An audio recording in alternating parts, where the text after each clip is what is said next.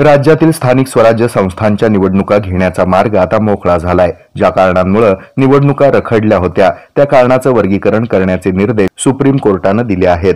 यामुळे येत्या काही दिवसातच राज्यात पुन्हा आचारसंहिता लागू होऊ शकते। राज्यातील महानगरपालिका, नगर परिषद, नगरपंचायत आणि जिल्हा परिषद तसंच पंचायत समित्यांच्या निवडणुका रखडल्या होत्या।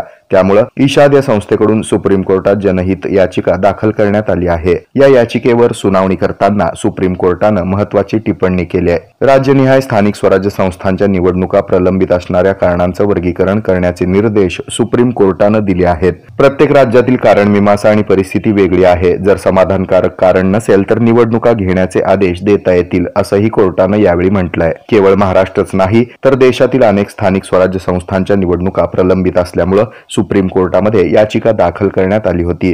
यावर कोर्टाने निर्देश देत एक प्रकारे स्थानिक स्वराज्य संस्थांच्या निवडणुका घेण्याचे संकेत दिलेत।